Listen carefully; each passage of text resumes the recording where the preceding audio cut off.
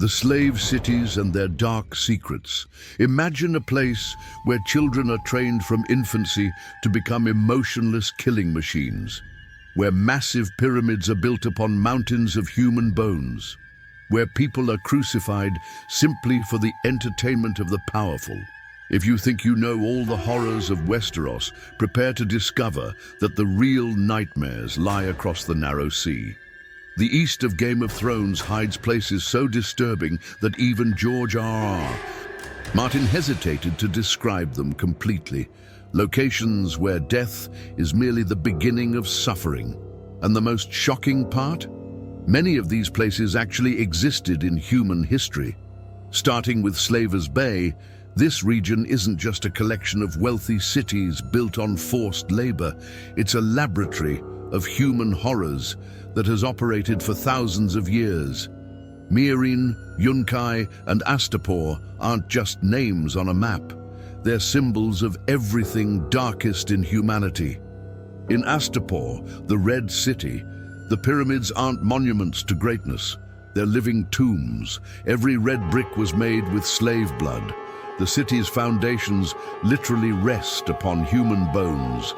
Ancient masters discovered that mixing blood into clay made structures more resistant, a discovery that transformed genocide into architecture. But Astapor's true horror doesn't lie in its buildings. It lies in its people. The Unsullied aren't just well-trained soldiers. They're the result of a dehumanization process that began before they could even walk. Babies as young as 1 year old are separated from their mothers. By age 5, they've killed their first animal. By 10, they've executed another slave. The Unsullied training includes a ritual few know about. Every future warrior must go to Astapor's docks on a moonless night.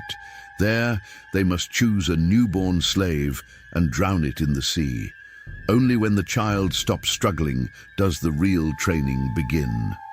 This isn't just military conditioning, it's the systematic destruction of the human soul. Yunkai, known as the Yellow City, specialized in something even more disturbing than soldiers. Pleasure slaves. But don't think of common prostitution.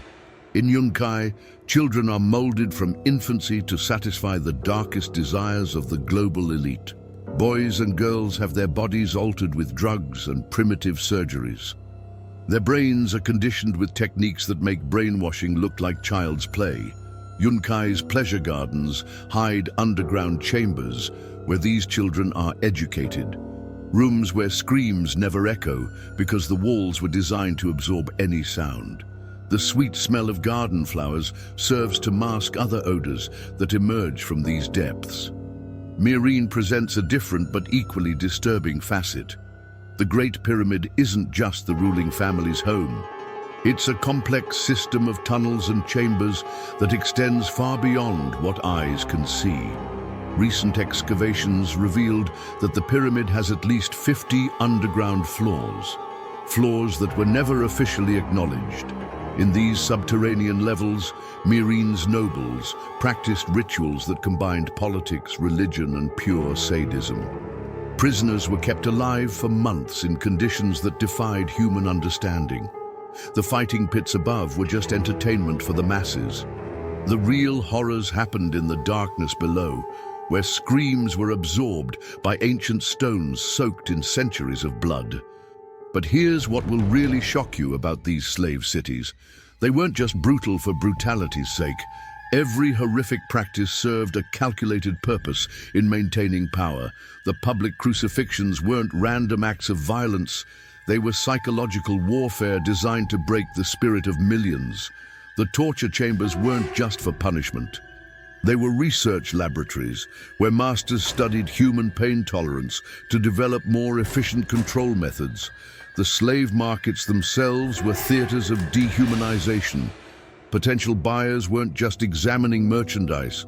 They were participating in elaborate rituals designed to strip away any remaining humanity from both slaves and masters. Every transaction was a ceremony that reinforced the fundamental belief that some humans were less than others. And the most terrifying part? These cities thrived for millennia because they provided something the rest of the world wanted. Soldiers who felt no fear, workers who never complained, companions who existed solely for others' pleasure. The slave cities didn't survive despite their horrors. They survived because of them. The wealth that flowed through these cities wasn't just built on human suffering. It was specifically designed to make that suffering invisible to those who benefited from it. The beautiful architecture, the exotic spices, the fine silks, all of it served to create a buffer between consumers and the reality of how these luxuries were produced. Stay with us, because what we're about to reveal about the Shadowlands and Yunkai will make the slave cities look like paradise. The real question isn't whether these places existed, it's whether anything this dark could exist in our world today. Yunkai and the Shadowlands, where reality becomes nightmare. You thought the slave cities were the darkest corners of the East. Think again. Beyond the known world lie places that challenge our very understanding of what's possible within human civilization. Places where the line between reality and nightmare doesn't just blur, it completely disappears.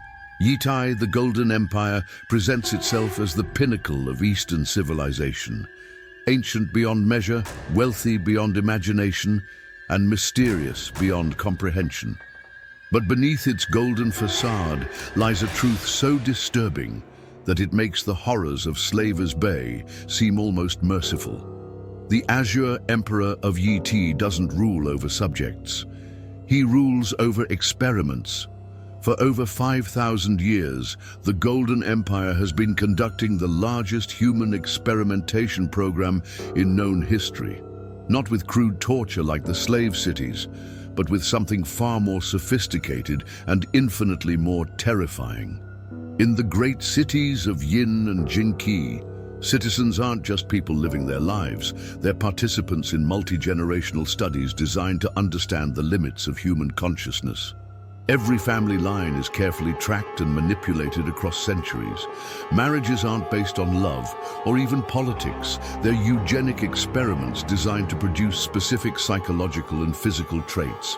The famous Yunkai bureaucracy isn't just administrative efficiency. It's a control system so advanced that it makes modern surveillance states look primitive. Every citizen has a number that doesn't just track their identity. It tracks their bloodline, their psychological profile, their predicted life path, and their designated role in the Empire's grand experiment. But here's what will shock you most about Yunkai. The Golden Cities aren't just centers of government and trade. They're massive laboratories where human consciousness itself is studied, manipulated, and redesigned. The beautiful pagodas and temples aren't just religious buildings. They're sophisticated facilities where human minds are systematically altered. The process begins at birth. Every child born in Yunkai undergoes what officials call harmony alignment. Parents believe their children are receiving blessings from ancient spirits. In reality, they're receiving precise neurological interventions designed to enhance specific cognitive abilities while suppressing others. The result?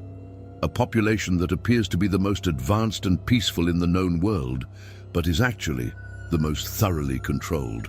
Citizens of Yunkai don't rebel not because they're happy, but because the capacity for rebellion has been systematically removed from their neurology.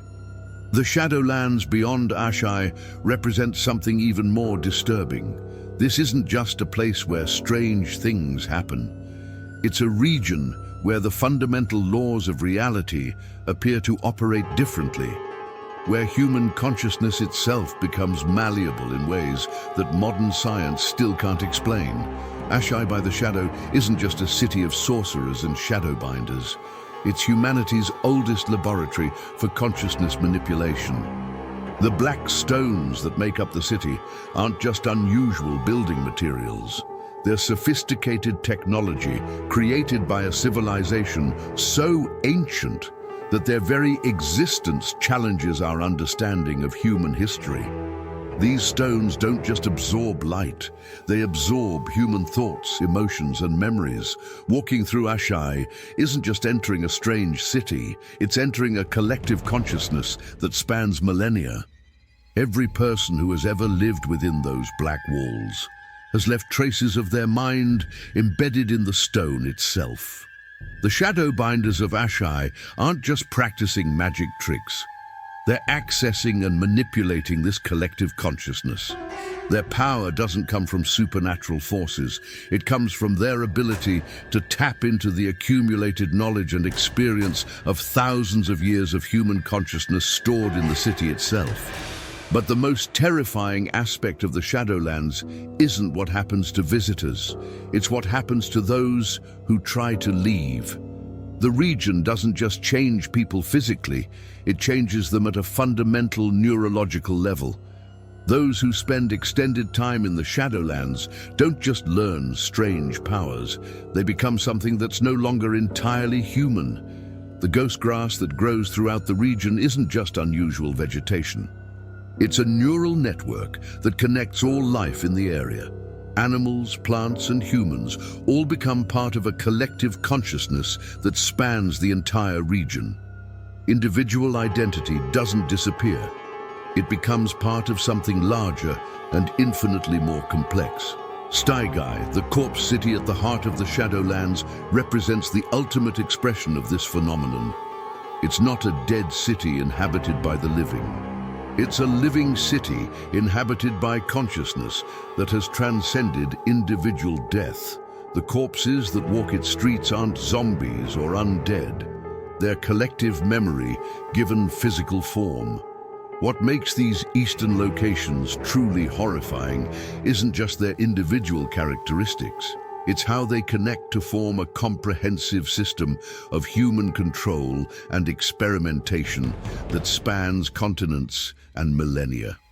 The slave cities provide raw materials. Yi provides technological advancement. The Shadowlands provide consciousness manipulation. Together, they represent something that challenges our fundamental assumptions about human nature and the limits of civilization. They suggest that given enough time and resources, human societies can develop control systems so sophisticated that individual freedom becomes not just impossible, but literally unthinkable. And here's the most disturbing question of all. If these places could exist in a fantasy world, what prevents similar systems from developing in our own reality? Stay with us for the final part, where we'll explore the connections between these fictional horrors and real-world locations that actually existed. The real-world connections that will haunt your dreams. Here's what will truly disturb you. Every horrific location we've explored in the east of Game of Thrones has real-world parallels that actually existed throughout human history. George R.R. Martin didn't create these places from imagination alone. He drew inspiration from actual civilizations that implemented systems of control and experimentation that rival anything in fiction. The slave city's systematic dehumanization. It mirrors the plantation economies of the Americas, where human beings were bred like livestock for specific traits. The training of child soldiers in Astapor directly parallels the Janissary system of the Ottoman Empire, where Christian boys were forcibly converted and trained to become elite warriors against their own people. But the real-world parallels go far deeper than surface similarities. The psychological conditioning techniques used to create the Unsullied were actually employed by various military organizations throughout history. The Spartans exposed infants to extreme conditions to create warriors who felt no fear. The Mamluks of medieval Egypt used isolation and indoctrination to transform slave children into unquestioningly loyal soldiers. The pleasure slave training of Yunkai finds its echo in the systematic sexual exploitation systems that existed across multiple civilizations. The Devshirme system didn't just create soldiers.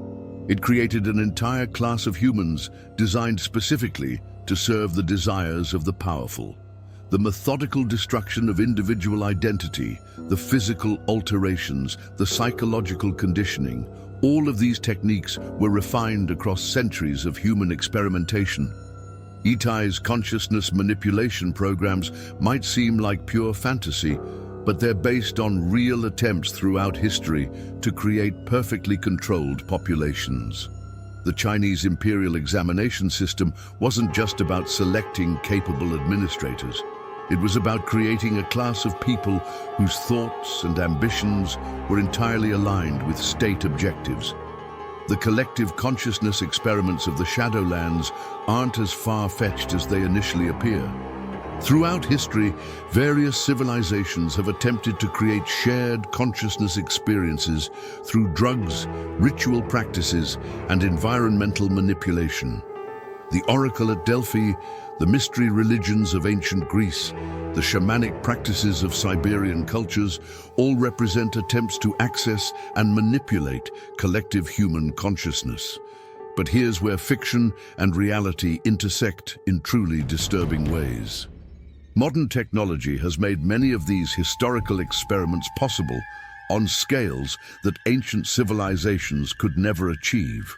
The surveillance and control systems that seemed impossible in Yunkai are now commonplace in our own world. The neurological manipulation techniques hinted at in the Shadowlands are actively being researched by contemporary scientists. The ability to alter human consciousness, modify memories, and influence behavior through technological means isn't science fiction anymore. It's documented scientific reality being developed by governments and corporations around the world. The systematic dehumanization practices of the slave cities find their modern expression in human trafficking networks that operate across every continent. The scale, sophistication, and brutality of these modern systems often exceed anything described in Game of Thrones. The difference is that we've learned to make these horrors invisible to those who benefit from them.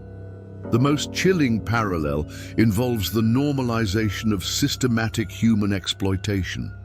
Just as the citizens of Essos accepted slavery as natural and necessary, our modern global economy depends on labor conditions and resource extraction methods that would be immediately recognized as horrific if they were visible to consumers. The fictional Eastern cities succeeded for millennia because they provided goods and services that the rest of the world wanted, while keeping the true cost of production hidden from consumers. This isn't just a plot device. It's an accurate description of how global supply chains operate today. The consciousness manipulation techniques explored in Yunkai and the Shadowlands aren't just historical curiosities. They're active areas of research and development in our contemporary world. The ability to influence human behavior through environmental design, algorithmic manipulation, and neurological intervention has never been more sophisticated or widely deployed. What makes Game of Thrones' Eastern locations truly terrifying isn't their fantasy elements, it's their realism. Every horror described has either existed in human history or is actively being developed by contemporary institutions. The systematic destruction of human individuality, the normalization of extreme exploitation, the development of consciousness control technologies, all of these are current realities disguised as fantasy. The ultimate lesson of these Eastern locations isn't about fictional places in an imaginary world.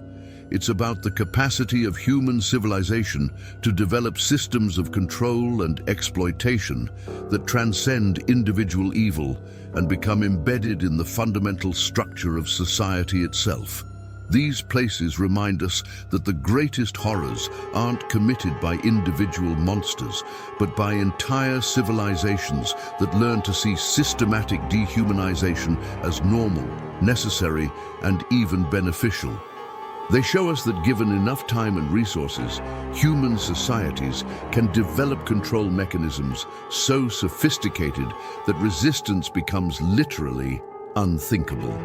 The real question isn't whether such places could exist in a fantasy world. The question is, how many elements of these fictional horrors already exist in our own reality, hidden behind the comfortable facades of modern civilization? And that's a question each of us must answer for ourselves. The shadows of these eastern cities stretch far beyond the pages of fantasy novels. They reach into our own world, challenging us to recognize the systems of control and exploitation that surround us every day. The true horror isn't in what these places represent about imagination, it's in what they reveal about reality. Understanding these connections doesn't just make us better consumers of fantasy entertainment. It makes us more aware citizens of our own world, better equipped to recognize and resist the systematic dehumanization that continues to operate around us every single day.